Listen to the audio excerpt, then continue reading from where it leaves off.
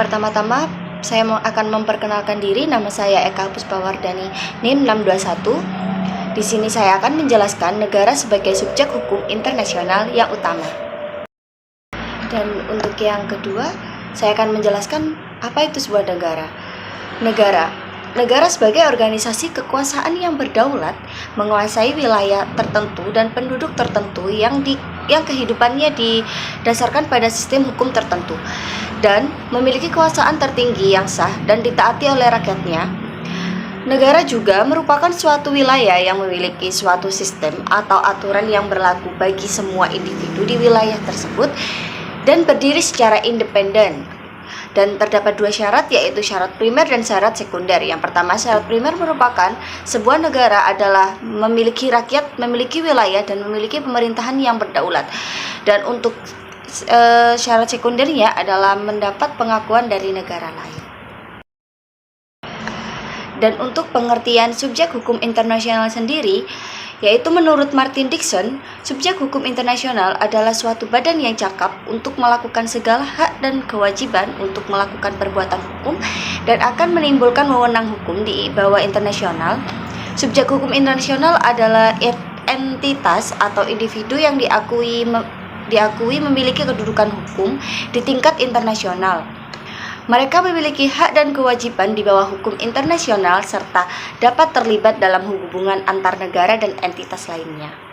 Perkenalkan, nama saya Pradinda Windy Eka Bintang dengan NIM 589. Syarat untuk menjadi subjek hukum internasional yang pertama, personalitas hukum atau legal personality. Entitas tersebut harus memiliki personalitas hukum, yang berarti entitas tersebut harus diakui sebagai subjek hukum yang memiliki hak dan kewajiban dalam hukum internasional. Yang kedua, kecakapan personalitas hukum internasional. Entitas tersebut harus memiliki kecakapan tertentu dalam hukum internasional, yaitu yang pertama, mampu mendukung hak dan kewajiban internasional. Entitas tersebut harus mampu memiliki hak dan kewajiban dalam konteks hukum internasional. Yang kedua, mampu melakukan tindakan tertentu yang bersifat internasional. Entitas tersebut harus memiliki kemampuan untuk melakukan tindakan yang memiliki dampak di tingkat internasional. Yang ketiga, mampu menjadi pihak dalam pembentukan perjanjian internasional. Entitas tersebut harus memiliki kemampuan untuk menjadi pihak yang terlibat dalam pembentukan perjanjian internasional. Yang keempat, memiliki kemampuan untuk melakukan penuntutan terhadap pihak yang melanggar kewajiban internasional.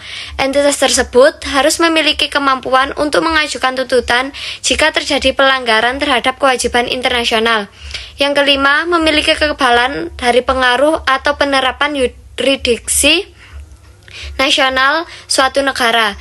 Entitas tersebut harus memiliki kekebalan terhadap yurisdiksi nasional suatu negara, yang berarti entitas tersebut tidak bisa dikejar hukum oleh negara-negara individual. Yang terakhir, dapat menjadi anggota dan berpartisipasi dalam keanggotaan suatu organisasi internasional. Pertanyaan mengenai personalitas hukum internasional juga dapat timbul dalam konteks keanggotaan atau partisipasi dalam organisasi internasional. Negara subjek hukum internasional. Negara merupakan subjek utama karena hukum internasional mengatur hak dan kewajiban negara, hubungan antar negara, hingga kepentingan nasional. Sebuah negara juga merupakan fokus dari ilmu hukum internasional, sehingga keduanya saling bersinergi. Negara adalah subjek hukum internasional terpenting dan utama. Negara sebagai subjek hukum internasional merupakan negara yang berdaulat dan memiliki penduduk yang tetap, wilayah teritorial, pemerintahan yang mengatur, dan kemampuan untuk mengadakan hubungan dengan negara lain. Saya Siska Juliana dengan NIM 595. Saya akan menjelaskan pada bagian negara organisasi internasional. Pada PowerPoint yang kami buat, di sini menjelaskan bahwa subjek hukum dapat mencakup negara-negara, organisasi internasional seperti Perserikatan Bangsa-Bangsa, entitas non-negara seperti Palang Merah Internasional, individu, korporasi, dan etnis lainnya yang diakui memiliki personalitas hukum tingkat internasional. Baik, sebelum itu, saya akan menjelaskan tentang apa itu organisasi internasional. Organisasi internasional adalah suatu persekutuan negara-negara yang dimana dalam membentuk suatu organisasi tersebut perlu adanya persetujuan dari anggota-anggotanya, dan organisasi internasional memiliki suatu sistem yang ketat dengan tujuan untuk kepentingan bersama, dan caranya adalah dengan melakukan kerjasama antar para anggotanya atau para negara-negara yang bergabung dalam organisasi-organisasi internasional. Daniel S. Shaffer dan Haviland Jr. memberikan pandangan bahwa organisasi internasional adalah pengaturan bentuk kerjasama antar internasional yang melembaga antara negara-negara dan berlandaskan suatu persetujuan dasar untuk melaksanakan fungsi-fungsi yang memberikan manfaat timbal balik, yang pelaksananya itu melalui pertemuan atau kegiatan-kegiatan secara berkala. Untuk dapat menjadi sebuah organisasi internasional, sedikitnya terdapat beberapa hal yang harus dipenuhi oleh suatu negara, atau setidaknya sedikit hal yang perlu. Yang pertama itu adalah tujuannya haruslah merupakan tujuan internasional. Yang kedua yaitu harus mempunyai anggota, di mana setiap anggota itu mempunyai hak suara. Yang ketiga adalah didirikan berdasarkan pada anggaran dasar dan harus mempunyai markas besar atau headquarters demi kelangsungan organisasi tersebut. Yang keempat itu adalah pejabat atau pegawainya itu mempunyai tugas untuk menjalankan pekerjaan organisasi dan harus terdiri dari berbagai bangsa atau negara, bukan dari satu negara saja. Yang kelima, organisasi harus dibiayai oleh anggota yang berasal dari berbagai negara atau bangsa. Organisasi harus berdiri sendiri atau independen dan harus masih aktif, dan apabila sudah 5 tahun tidak aktif, maka itu tidak bisa dikatakan sebagai organisasi internasional atau tidak diakui lagi. Salah satu contoh organisasi internasional yang bersifat universal dengan tujuan general atau umum, yakni adalah Perserikatan Bangsa-Bangsa atau yang lebih dikenal dengan PBB. PBB sendiri adalah salah satu organisasi internasional yang bersifat global. Dasar pendirian dan pembentukan dari PBB itu merupakan upaya untuk membentuk suatu organisasi internasional yang universal dengan tujuan utamanya adalah memelihara perdamaian di bawah suatu sistem keamanan yang kolektif. Pada slide ini yaitu syarat negara untuk bisa jadi subjek hukum internasional. Yang pertama adalah sebuah negara harus memiliki kedaulatan. Baik, kedaulatan suatu negara adalah kekuasaan tertinggi yang dimiliki oleh negara. Kedaulatan memiliki beberapa sifat, yaitu adalah permanen, asli, tidak dapat dibagi-bagi, dan tidak terbatas. Permanen sendiri itu artinya adalah kedaulatan tetap ada selama negara tetap berdiri. Dan kalau asli itu artinya bahwa kedaulatan itu tidak berasal dari kekuasaan lain yang lebih tinggi. Dan tidak dapat dibagi-bagi itu artinya adalah kedaulatan merupakan suatu atau satu-satunya kekuasaan tertinggi dalam suatu negara. Dan yang terakhir adalah tidak terbatas. Itu artinya bahwa kedaulatan itu tidak dibatasi oleh siapapun. Berdasarkan jenis dan sifatnya, kedaulatan itu dibagi menjadi 2, yaitu yang pertama adalah kedaulatan ke dalam atau intern sovereignty ialah atau bahwa kekuasaan negara itu ditaati dan dapat memaksakan untuk ditaati oleh rakyatnya. Yang kedua adalah kedaulatan keluar atau external sovereignty adalah kekuasaan negara itu mampu mempertahankan diri terhadap serangan yang datang dari luar dan sanggup mengadakan hubungan dengan luar negeri. Kedaulatan keluar ini biasanya dinamakan kemerdekaan atau independensi. Kedaulatan itu memiliki arti penting karena menunjukkan bahwa suatu negara yang berdaulat merupakan negara yang merdeka bebas dari yang lainnya, dan memiliki persamaan derajat. Dengan demikian, kedaulatan, kemerdekaan, dan persamaan derajat itu tidak bertentangan satu sama lain. Baik, untuk syarat yang kedua adalah harus kuat secara militer dan politik. Kuat dalam politik itu artinya adalah politik merupakan cara di mana keputusan dibuat, sumber daya didistribusikan, dan kekuasaan diatur dalam suatu negara. Politik penting karena yang pertama ada dalam politik itu mengatur pengaturan kekuasaan. Pengaturan kekuasaan itu menentukan siapa yang memiliki kekuasaan dan bagaimana kekuasaan itu digunakan untuk mempengaruhi kehidupan masyarakatnya. Yang kedua itu penting karena dalam politik itu ada pembuatan kebijakan. Politik memungkinkan pembuatan kebijakan untuk memecahkan masalah, mengelola sumber daya, dan meningkatkan kondisi kehidupan masyarakat. Yang ketiga yaitu dalam politik mengatur tentang kestabilan dan keamanan.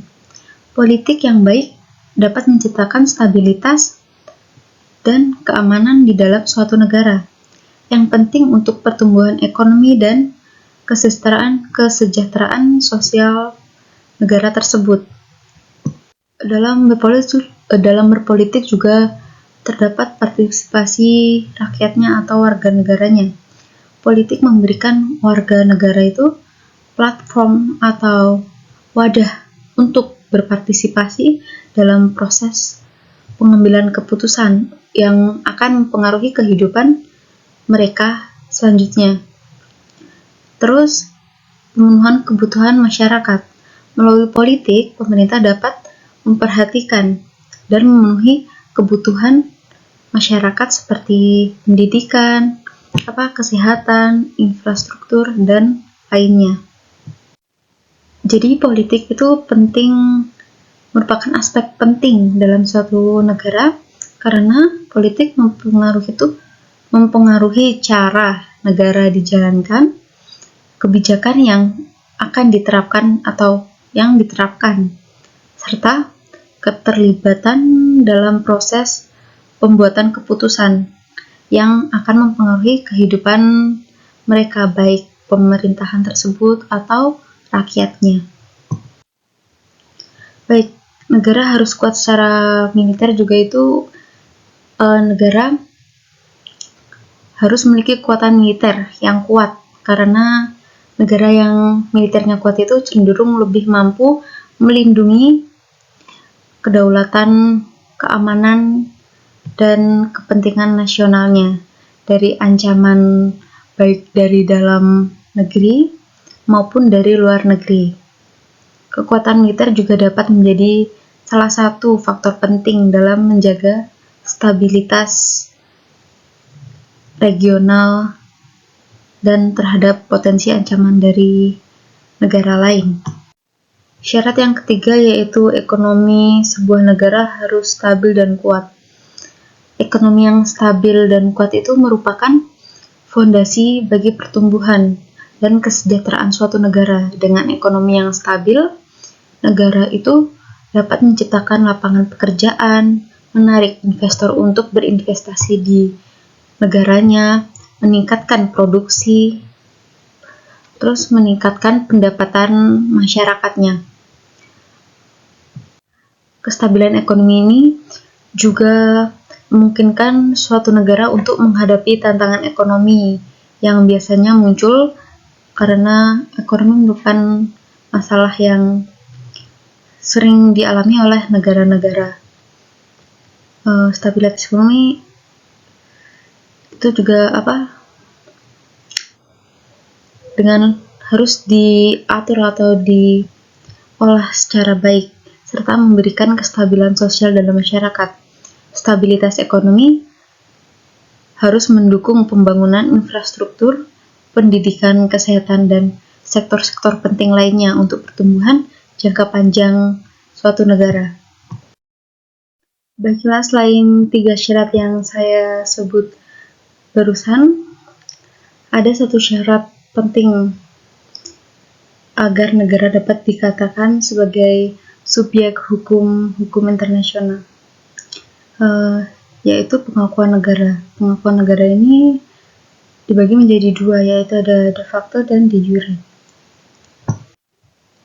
Yang pertama itu de facto. De facto itu adalah situasi yang pada kenyataannya atau dalam kenyataannya tanpa memperhatikan legalitas atau pengakuan resmi. Terus sebuah negara atau sebuah entitas itu bisa menjadi de facto karena mereka itu mengendalikan wilayah atau memiliki kekuasaan meskipun pengakuan resmi itu terbatas atau tidak ada. Di sisi lain de jure. De jure itu lebih mengacu pada status yang diakui secara hukum atau resmi menurut peraturan dan hukum yang berlaku. Negara atau pemerintahan yang diakui secara de jure itu memiliki pengakuan formal dari komunitas internasional dan biasanya diatur oleh hukum internasional.